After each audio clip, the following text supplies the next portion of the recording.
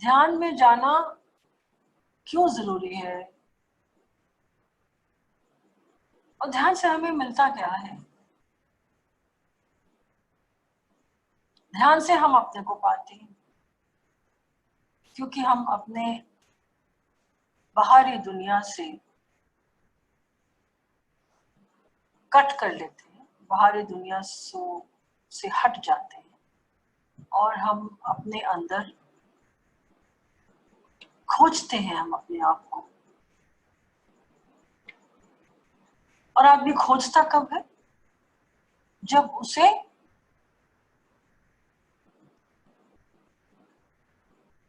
ये आभास होता है कि मैं कुछ खो दिया है। क्या खो दिया है? मेरा मैं। ये जो भौतिक शरीर है, ये जो स्थूल शरीर है, वो तो दिखता है सामने, तो उसको तो खोने का कोई सब प्रश्न नहीं उठता। तो फिर खोया क्या? खोया हमारा स्वभाव, खोया हमारा आध्यात्म, खोया हमारा आनंद स्वरूप। वो खो जाता है। क्यों खो जाता है?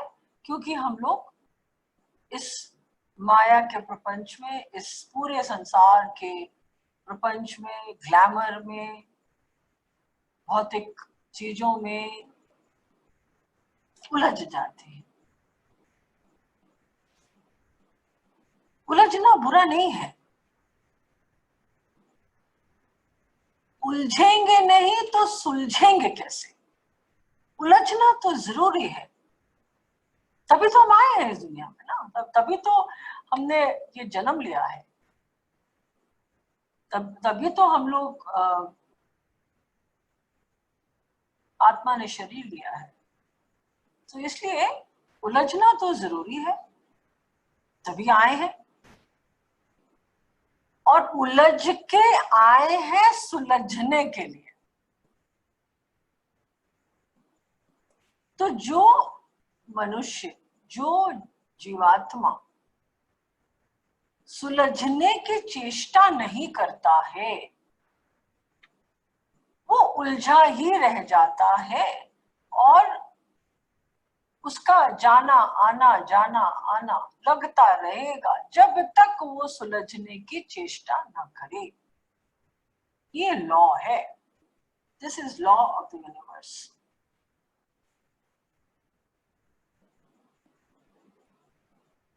तो ध्यान हमें क्या देता है? ध्यान हमको स्थिरता देता है, शांति देता है। एक बार हम मन बुद्धि चित्त अहंकार से हटने लगते हैं एक घड़ी के लिए, चाहे 10 मिनट ही हो, वो 10 मिनट ही 10 घंटे बनते हैं कल।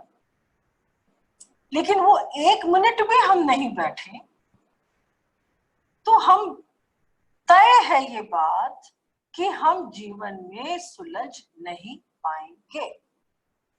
As simple as that. As simple as that. इसलिए थोड़ा सा शांति से बैठना, मनन चिंतन विचार शब्द को विटनेस करना, साक्षी भाव में रहना, यही तो है, यही तो ध्यान है। और ध्यान है क्या? और कुछ नहीं।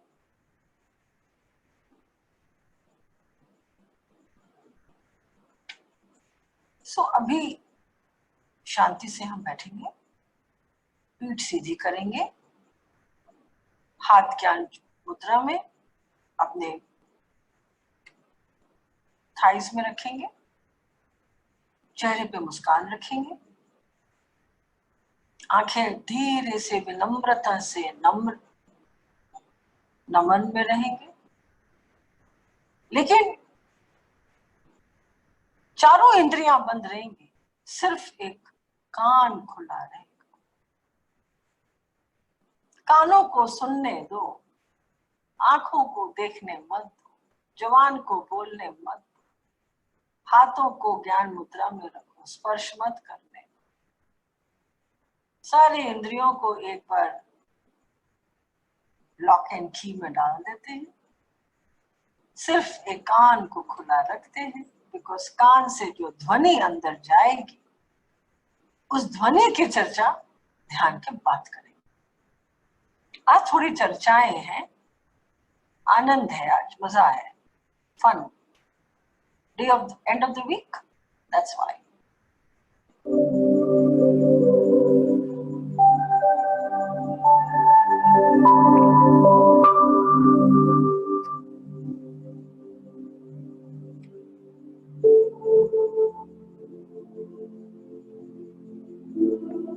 सिर्फ शांति से ये ध्वनि में ध्यान लगाए, that's all.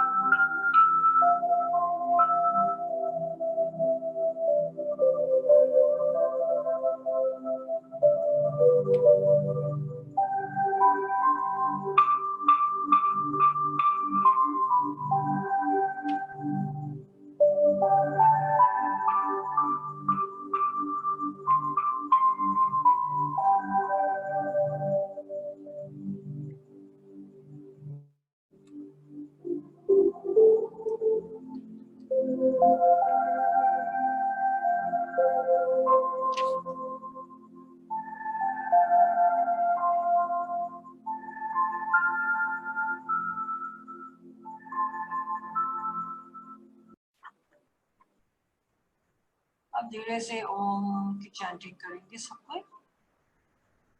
Put your hands together. Take a deep breath. गहरी सांस लें।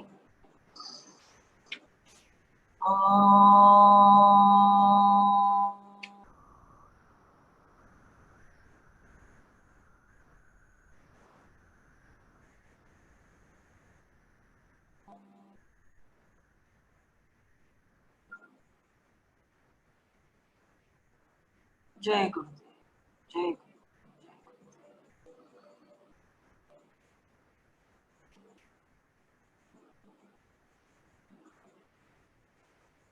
शांति से क्या लगता है? कुछ लगता है? बताएं, ऑडियंस बताएं, क्या लगता है जब हम स्टिलनेस, जब हम आंखें बंद करते हैं तब क्या लगता है? स्टिलनेस, स्टिलनेस, काम, कामनेस, सुकून, कामनेस। ओके, मतलब इसका ये हुआ कि आंखें ही सारा प्रपंच का खेल है, राइट? जैसे आंखें बंद करी आप सबने बोला calmness calmness calmness calmness, peaceful peaceful. मतलब ये आंखें हमें अशांत करती हैं, करेक्ट? अगर लॉजिक देखेंगे तो फिर तो अंधों को तो हमेशा शांति में जीना चाहिए। अंधा हमेशा क्या शांति में जीता है? करेक्ट? लॉजिकल हमको आंसर बताइए कि आंखें बंद करें आपने और आपने ध्वनि सुनी, कान आपके चालू थे और हाँ मन भी आपका शांत हुआ और आपने 10 मिनट जो भी आप शांति से बैठे, ठीक है? आंखें बंद करी तो आपने शांति पाई, ठीक है? कामनेस हुए, कूल हो गए, शांति पाई, सब कुछ ठीक। दैट मीन्स कि जो लोग ब्लाइंड हैं, जो लोग अंधे होते हैं, जिनके पास आंखों की ज्योति नहीं है, जो लोग देख नहीं पाते, उनका क्या हो? उनका मतलब वो हमको तो फिर सत्यचित आनंद में जी रहा है, वैसा तो नहीं होता। तो फिर आंख इसका मूल स्तोत्र है और कुछ है। Let's hear. आंख है कि और कुछ है जो आपको शांत करता है? मन भी होता है दीदी। माइंड दीदी, और माइंड, यस मन, यस, माइंड, एकाग्र चित्त, एकाग्र चित्त। दीदी mind, very good, very good. Thoughts, mind, शब्द, विचार, मन, ये सब जब दुनिया ये ध्यान से हट जाता है, क्योंकि आपका ध्यान चला गया आपके कान में। इसीलिए कहा ना कि बाकी चारों इंद्रियों को बंद करो, खाली कान खोला छोड़ो। तो जब आपको पहले ही प्रोग्राम कर दिया गया कि आप कान खोल के सुनो, आप बाकी सब इंद्रियों को बंद करो। तो जब बाकी सारे इंद्रियों जब बंद हो गई तो मन भी बंद हो गया। मन बंद हुआ तो शब्द नहीं, सारी इंद्रियों को जब बंद किया तो शब्द बंद, विचार बंद, विचार बंद तो मन बंद, क्योंकि मन में तो है ही शब्द और विचार। ठीक है, तो आपने क्या किया, कान से आप जब सुन रहे हो तो आपके सारे अटेंशन चली गई उस ध्वनि में। कहाँ चली गई? उस ध्वनि में। और जहां आपका ध्यान बट गया उस ध्वनि में, आपको शांति महसूस हुई। क्यों शांति महसूस हुई? क्योंकि एक तो आंख बंद, वो तो चलो इंद्रियों ने पहले ही बंद कर दिया, इंद्रियों को तो पहले ही प्रोग्राम कर दिया कि बंद रहो। आपने भी अपनी आंखों को बोल दिया अभी बंद रख, अभी मैं बंद कर रही हूं। ठीक है, तो इसलिए इससे किसी ने डिस्टर्ब नहीं किया आपको। क्योंकि डिस्टर्ब इसलिए नहीं किया क्योंकि आपका ध्यान कहीं और था। ध्यान चला गया सिर्फ कान में, और कान में ध्वनि सुन रही थी। This is what does this mean? This mean that diversion of the mind into some occupation or into some you are involved with, then automatically आपके विचार, आपके, ये सब फर्स्ट स्टेजेस होते हैं, सब प्राइमरी स्टेजेस, जहां आप अपने आप को एक जगह केंद्रित कर लेते हो, एकाग्रता आ जाती है, तो आपका ध्यान वहां लगने लगता है। फिर जब धीरे धीरे धीरे धीरे हम लोग जब इसके आदी हो जाते हैं, इसकी एक हैबिट हो जाती है, तो आपको कामनेस के लिए कोई टूल की जरूरत नहीं पड़ेगी। आप हमेशा उसी कामनेस में, अंदर से कामनेस में आप रहने लगोगे। फिर बाहर कुछ भी chaos हो, कुछ हो, बाहरी दुनिया में उथल पुथल भी हो जाए, आपका अंदर काम रहेगा। सागर के नीचे का तल हमेशा काम रहता है, खाली ऊपर में टर्बुलेंस होती है। सागर की लहरों में हलचल है, पर सागर का तल इज टोटली साइलेंट। साइक्लोन जहां से निकलता है, जहां से उत्पत्ति होती है साइक्लोन की, वो टोटल न्यूक्लियस है, टोटल का शांत है, वो वहां कोई हलचल नहीं है। पर जब निकलता है, वो निकल गया, वो point is totally silent, stillness, लेकिन जो निकला उसने तहस नहस कर दिया। प्रकृति है, दिस इज ऑल प्रकृति। तो कृष्ण क्या कहते हैं,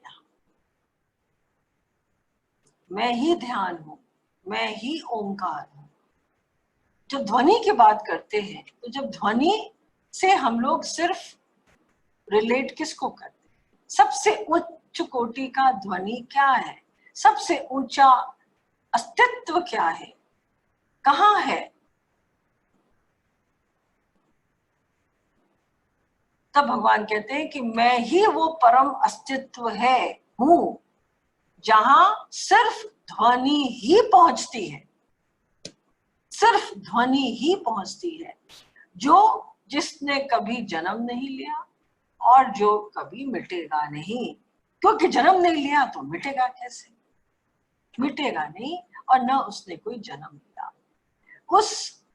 वो जो संगीत है, जिसका कोई जन्म नहीं, जिसका कोई मिटना नहीं, वही ओंकार है। तभी प्रभु कहते हैं कि मैं ही ओंकार हूं। और जब हमें अगर उसके पास पहुंचना है, उस ध्वनि की पराकाष्ठा पे पहुंचना है, तो क्या करना होगा? मन की सारी ध्वनि को छोड़ना होगा। मन की सारी ध्वनि क्या है? विचार, शब्द। और जब ये विचार शब्द धीरे धीरे, जैसे अभी आप बैठे 10 मिनट बैठे, फिर आप 15 मिनट बैठो, फिर आधी घंटा बैठो, ऐसे कोई म्यूजिक चला लो। महासागर है यूट्यूब, दुनिया भर की म्यूजिक है उसमें, हर तरह के वेवलेंथ की म्यूजिक है उसमें। गाइडेड में मत जाओ। Don't go for guided meditations, go for this rhythm, go for this music, ध्वनि। चाहे फ्लूट की म्यूजिक हो, कोई इंस्ट्रूमेंट की म्यूजिक हो, ड्रम की हो, वायलिन की हो, कुछ भी, anything, go for music. Why am I saying this? Because guided में what happens, you are becoming a follower. You are not creating your own. फिर तुम उसी को फॉलो करने लगते हो और सारा ध्यान तुम्हारे उसके शब्दों में रहता है, तुम्हारे अंदर नहीं रहता कि तुम्हारे अंदर क्या सेंसेशंस निकल रहे हैं। पर जब आप रिदम में रहते हो, जहां कोई शब्द नहीं है, सिर्फ एक ध्वनि है, और वो ध्वनि जब आप सुनते हो तो आपके अंदर की जो हलचल है या आपके अंदर में जो सेंसेशंस का क्रिएशन हो रहा है, उसको आभास कर पाओगे आप, उसका आभास रहेगा आपको। इसलिए I don't believe in the guided meditations at all. I believe in singing bowls का जो म्यूजिक है। सिंगिंग बोल्स का म्यूजिक आप खाली यूट्यूब में टाइप करो, singing bowls music, and you will get 1000 musics वहां पे। और आप लोगों को चक्रों के बारे में सब पता है, तो क्योंकि सिंगिंग बोल्स की जो म्यूजिक, जो रिदम है, वो आपके ब्रेन वेव्स को क्लीन करती है, ब्रेन वेव से वो रेजोनेट करती है। तो उससे आपके जो रिदम चल रहा है बॉडी के अंदर, उससे वो रेजोनेट करती है, तो उसमें आपका डिटॉक्सिफिकेशन भी होता है, माइंड काम होता है, माइंड सेंटर होता है, बहुत कुछ होता है सिंगिंग बोल से। और सिंगिंग बोल से इसलिए होता है बिकॉज उस ध्वनि से, वो जो ध्वनि होती है जो बोल से निकलता है, वो उससे ओम की उच्चारण आती है, इसीलिए वो आपकी बॉडी से बहुत बहुत सुंदरता से और बहुत गहराई से वो रेजोनेट करता है। इसलिए I recommend to listen to lot of singing bowls कि है टिबेटन साइंस, ये तिब्बत में बहुत चलता है, काठमांडू, नेपाल, तिब्बत, ये सब, this is all from Tibet. And Tibetans are extremely holistic people, very simple, very holistic and very spiritual. Though they believe in a lot of tools, उनके लिए टूल्स बहुत है, बहुत तरह तरह के टूल्स मिलेंगे आपको उनके सामने, उनके पास, जो आपकी एनर्जी को लिफ्ट करता है, because they believe a lot in energy and they work a lot with energy also. कभी मौका लगे तो वो एक टिबेटन रिनपोंचे की किताब है, the book of living and dying, you must read, it's that fat a book, एक साल में तो खत्म हो ही जाएगी, पर इट्स अ फैंटास्टिक बुक, बहुत बढ़िया किताब है, you must read it if you are, and I mean if you are a good reader and if you like to read, I think then that book to read है। बहुत मोटी, बहुत समय लगता है, but अच्छी, बहुत अच्छी किताब है। So when we become soundless from inside, the book of living and dying by some Tibetan Rinpoche की किताब है, it's a very famous book, आपको Amazon में मिल जाएगी, कहीं भी मिल जाएगी, thousands pages हैं, the book of living and dying. It teaches you the art of dying, it teaches you the meaning of life, it teaches you how to die and what is the meaning of death. It's very nice. है सब हमारे शास्त्रों से लिया हुआ, कुछ भी बाहर का नहीं है, कुछ भी किसी का अपना नहीं है, सब ग्रामोफोन है, total gramophone. Did you just repeat the name of the book? Sorry? Repeat the name of the book, Didi. The Book of Living and Dying. It's a very fat book. It's very heavy reading. You see, you can't read even 20 pages in one day. You can't, because बहुत heavy है. पर बहुत अच्छी है. जिनको पढ़ने का शौक है, उनको आनंद आएगा. So when we become soundless. दीदी एक मिनट नाम रिपीट करेंगी बुक का? The Book of Living and Dying.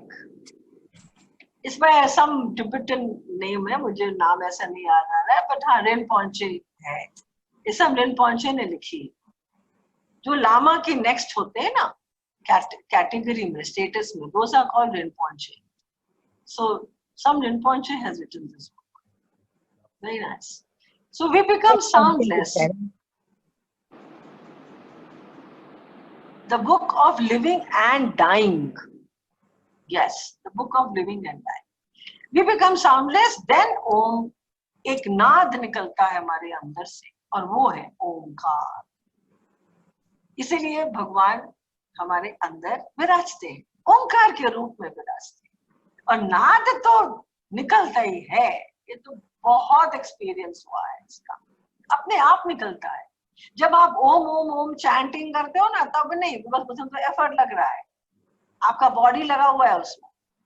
और जब आपकी आत्मा खुद निकालती है उसको, ये गहन ध्यान की बात है. गहन समाधि जब आती है, तब आप देखोगे कि वो खुद ब खुद निकलती है अंदर से. And that is what Om is. Soundless sound, the voice of the silence. You know, हम लोग जब यहाँ कान्हा गए थे. Kanha is a wonderful, beautiful, lovely forest in Madhya Pradesh. I had taken a big group and children were there also. Lots of children were there. So, why do I take people to the forest?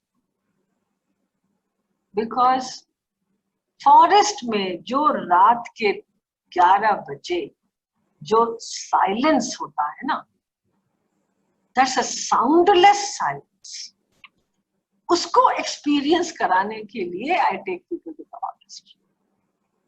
तो जब हम कान्हा गए, तो रात 11:30 बजे खुली jeep, 2 jeep में, सबकी जाने की तो हिम्मत नहीं हुई, पर 10 औरतें हम लोग गए. 10 women, 5 in 1, 5 in 1. खुली जीप, ठंडी हवा. And then we went to the forest, middle of the forest, जहाँ शेर, हाथी, भालू सब रहते हैं. Pitch dark. Pitch मतलब pitch. आपके बाजू में कौन बैठा है ये भी आपको नहीं समझ पाएगा. You can't even see the hand of the other person sitting next to you. That kind of darkness and the silence.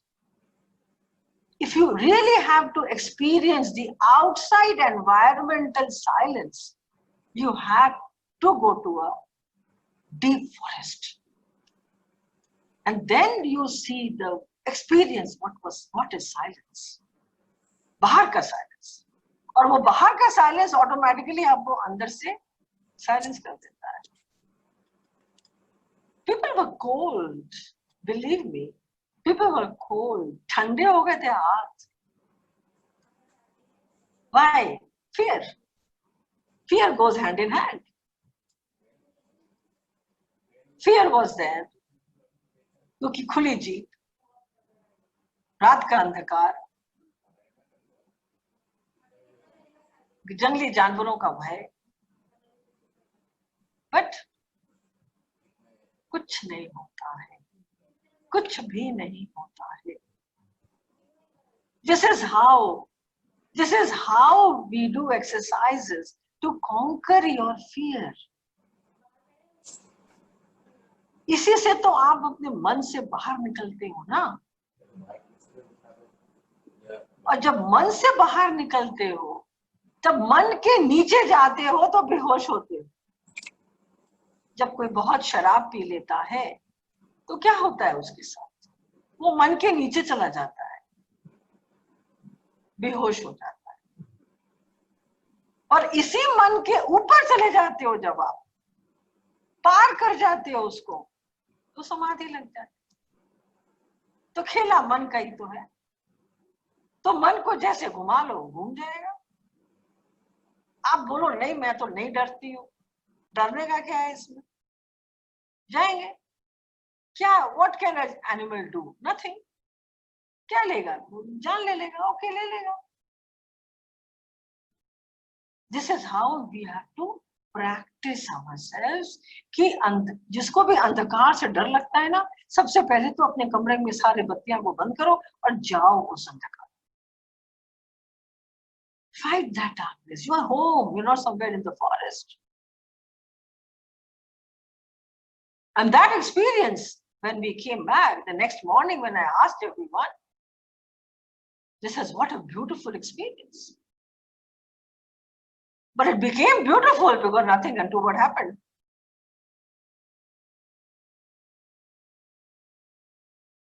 लेकिन जो एक्सपीरियंस हुआ, तो आज भी आप उन औरतों से अगर आप पूछते हो तो यही बोलेंगे, never had such an experience in our life. तो ऐसी बात नहीं है, साइलेंस बाहर जरूर है और वहां भी आपको ओंकार ही सुनेगा, अंदर भी आपको ओंकार ही सुनेगा, क्योंकि ओंकार ही है परम अस्तित्व। ओंकार की ध्वनि ही सब कुछ है। क्यों है? क्योंकि परमात्मा की आवाज यही कह रही है कि मैं उसी परम ध्वनि तक ही मेरे पास पहुंचाया जाता है और उसी परम ध्वनि में ही मैं विराजमान हूं। मैं विराजमान हूं। 9वें अध्याय में शंकराचार्य जी की जो गीता है ना, उसमें बड़ी जो 17वां 18वां जो मिडिल ऑफ द श्लोक्स जो है जो गीता में, उसमें बिल्कुल स्पष्ट कहते हैं श्लोकों में, स्पष्ट बिल्कुल क्लियर।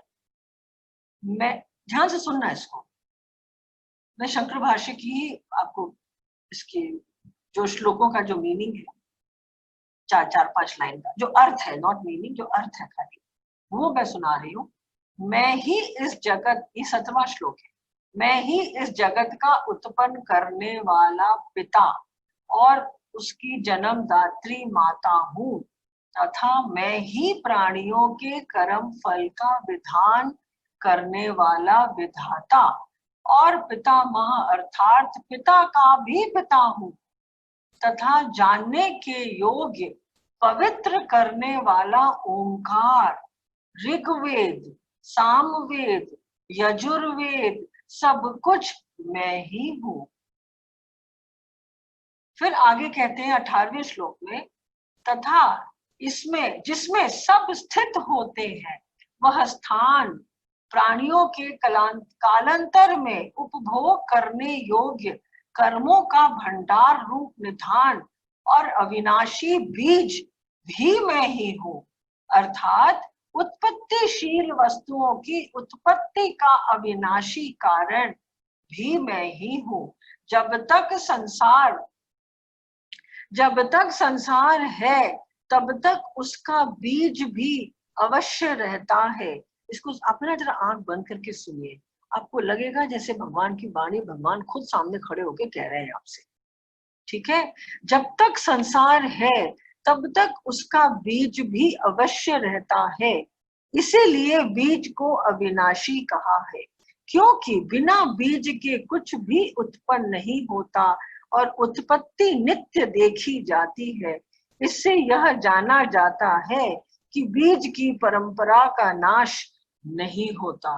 मैं ही सूर्य होकर अपनी कुछ प्रखर रश्मियों से सबको तपाता हूँ और कुछ किरणों से वर्षा करता हूँ, और वर्षा कर चुकने पर फिर कुछ रश्मियों द्वारा 8 महीने तक जल का शोषण करता रहता हूँ और वर्षा फल आने पर फिर बरसा देता हूँ। हे अर्जुन, देवों का अमृत और मृत्यु लोक में बसने वालों की मृत्यु, सत असत सब मैं ही हूँ। अर्थात जो जिसके संबंध से विद्यमान है वह, और जो उसके विपरीत है वह भी मैं ही हूँ। परंतु स्वयं भगवान अत्यंत असत नहीं है, अथवा सत और असत का अर्थ यहाँ कार्य और कारण समझना चाहिए। जो ज्ञानी पहले कहे हुए एकत्व, पृथक्त्व तथा विज्ञान रूप यज्ञों से पूजन करते हुए मेरी उपासना करते हैं, वे अपने विज्ञानुसार मुझे ही प्राप्त होते हैं। This is what he is saying कि वेदों में वेद भी मैं ही हूं। वेद क्या है? व्हाट इज वेद? ऋग्वेद, यजुर्वेद, सामवेद, अथर्ववेद, वेद जानते हैं सब व्हाट इज वेद। बट अगर हम वेद आपसे पूछे, आप क्या समझते वेद क्या है?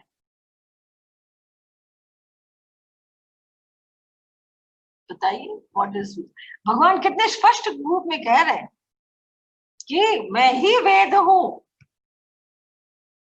मैं ही ओंकार हूं, मैं ही जीवन मृत्यु हूं, सब कुछ मैं ही हूं। तो वेद आपके हिसाब से वेद क्या है? Compliance of wisdom, okay. भगवान की वाणी। भगवान की वाणी, okay. Veda teaches us the art of living, okay, ठीक है।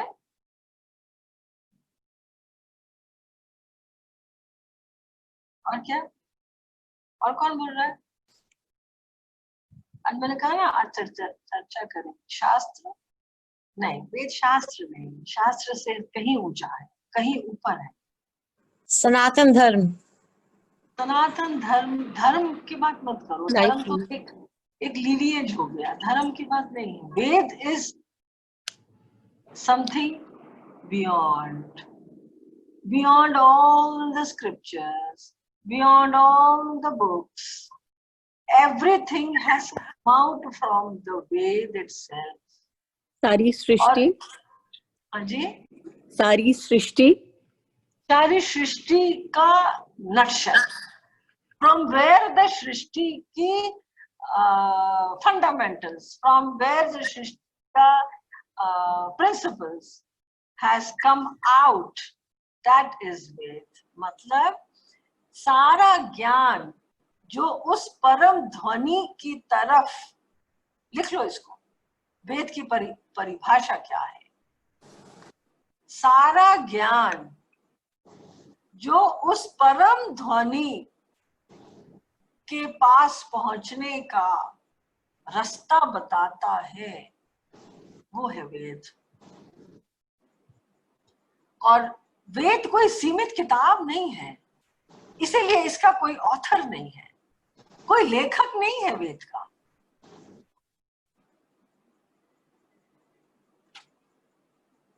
क्योंकि ये एक किताब की सीमित, it's not a limited book. दीदी ग्रंथ, ग्रंथ ग्रंथ भी नहीं है ये, ना ग्रंथ है, ना स्क्रिप्चर है, ना शास्त्र है, ये नहीं है, ये सिर्फ वेद है। वेद, बस। इसको वेद को तोड़ो मत, ठीक है? वेद को वेद ही रहने दो। इसको ओम ध्वनि बोल सकते हैं दीदी? क्या बोल सकते हैं? ओम ध्वनि। ओम ध्वनि तक पहुंचाने का जो रास्ता आपको बताया जाता है, जो ज्ञान दिया जाता है, वो है वेद। और एक एक वेद में हजारों हजारों श्लोक जो ऋषि मुनियों ने चैनल किया हुआ है, दे हैव चैनल्ड एवरीथिंग। और वो चैनल को कंपाइल करके ऋग्वेद में, यजुर में, साम में, अथर्व में, चारों वेदों में अलग अलग सब्जेक्ट्स को डाल के और वो बना दिया गया। तो क्या हुआ, ऋषियों की जो ज्ञान निकला, ऋषियों ने जो अपनी साधना, अपने जप तप ध्यान समाधि से जो उन्होंने जो ज्ञान उत्पन्न किया, क्रिएट किया, उसका compilation is set up in Veda. और तभी वो भगवान कहते हैं कि ये सब ऋषियों के वचन हैं।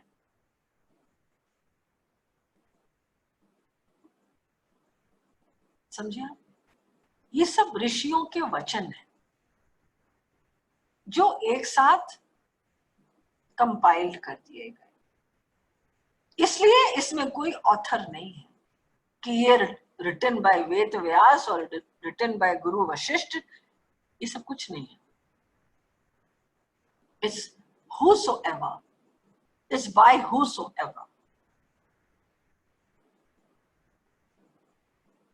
फिर भगवान क्या कहते हैं, मैं वही गंतव्य स्थान मैं ही हूं, वही साक्षी भी मैं ही हूं, सबका वासस्थान जहां सब रह रहे हैं वह मैं हूं, सबका अंतिम बीज कारण भी मैं ही हूं। तो अर्जुन तू व्यर्थ में अपने को बीच में क्यों ला रहा है? तू व्यर्थ में अपने को बीच में क्यों ला रहा है? क्योंकि बनाया मैंने, संभाला मैंने, मिटाऊंगा भी मैं, क्योंकि सबका आधार ही मैं हूं। तू अपनी मालकियत छोड़ दे, तू मालिक नहीं है।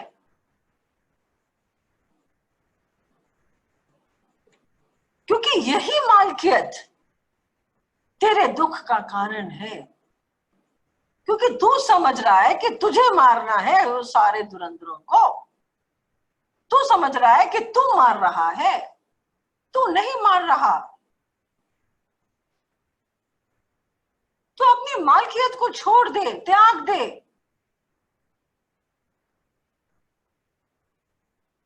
क्योंकि ये जो तेरा अहंकार है ना, जिसको तू इतना मजबूत करके बैठा है, मैं मार रहा हूं, मैं नहीं मार सकता, दोनों में अहंकार है। मैं, यही तो पाप है।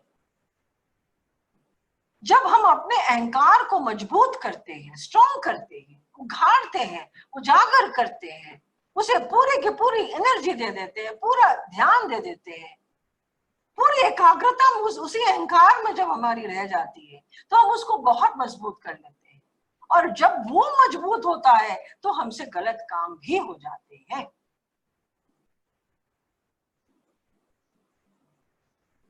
हमसे गलत काम भी हो जाते हैं। और यही अहंकार, इसी अहंकार को जब हम पिघलाने लगते हैं, जब यही अहंकार हमारा पिघलने लगता है, तो वो ठाकुर जी के चरणों पे चला जाता है, जाने लगता है। उसको हम पुण्य कहने लगते हैं। तो भगवान बोलते हैं कि तू तो लहर है जो बार बार खोता है, उठता है, गिरता है। तू तो लहर है, मैं तो सागर हूं, मैं तो कहीं नहीं जाता, मैं तो वैसा का वैसा ही हूं। तू लहर है जो गिरता पड़ता रहता है, चेंज होता रहता है। तो फिर क्या चीज की मालकियत दिखा रहा है तू इतना? You are just a visitor. You have just come to visit this planet. You are not the owner of this planet.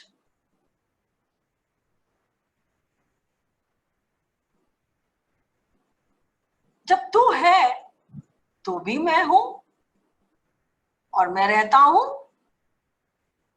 और कल तू जब नहीं रहेगा क्योंकि तेरा जन्म हुआ है तो तेरी मृत्यु तो निश्चित है। तू इस जन्म और मृत्यु के साइकिल से हट तो नहीं सकता। तो जब तू नहीं रहेगा तो भी तो मैं तो रहूंगा।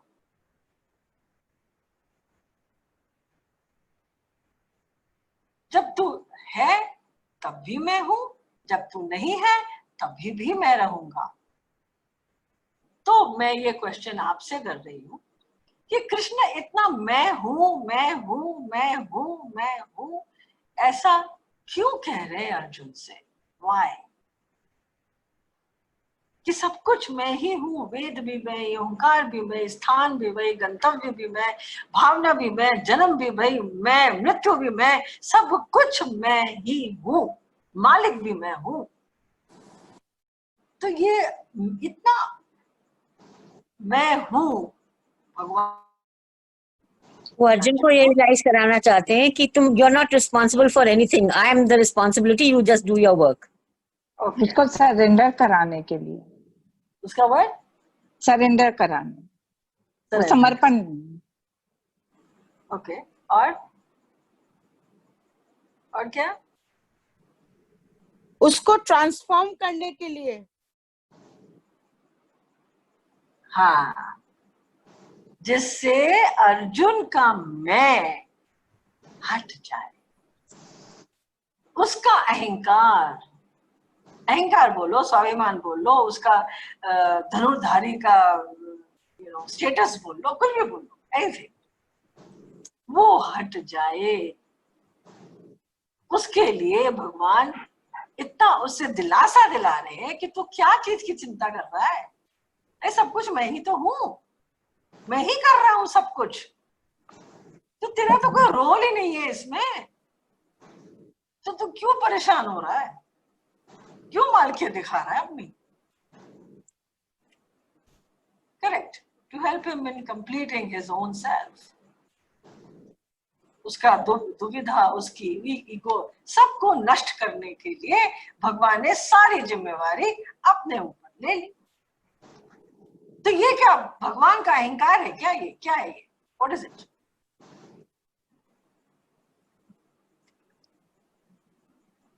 भगवान का प्रेम है दीदी। भगवान का प्रेम है। अच्छा, और क्या है? भगवान की करुणा है। भगवान की करुणा है। यस। और क्या है? Well said. Yes.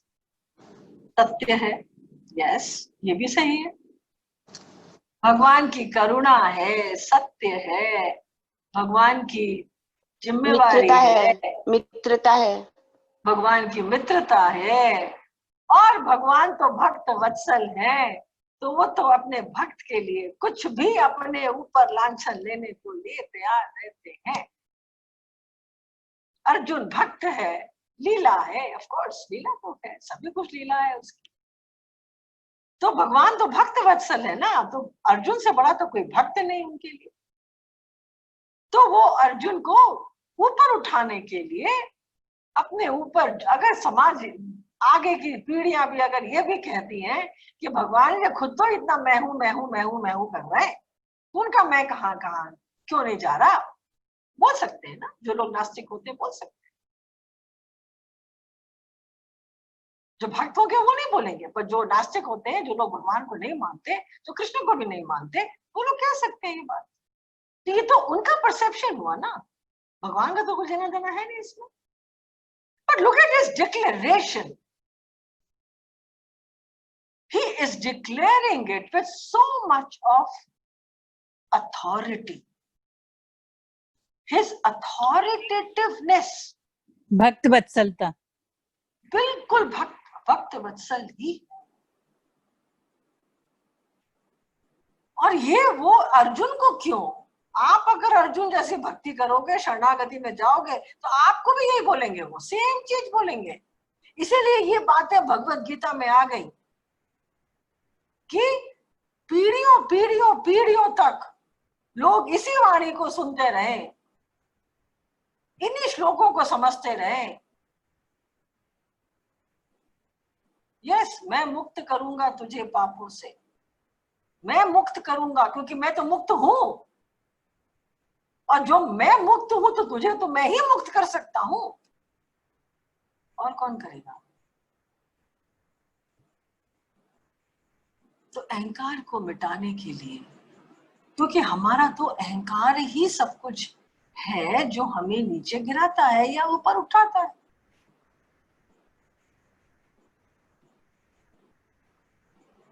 Just Meta could take a very important call. Hello, हाँ ठीक है, हम चेक कर लेते हैं। ओके, हाँ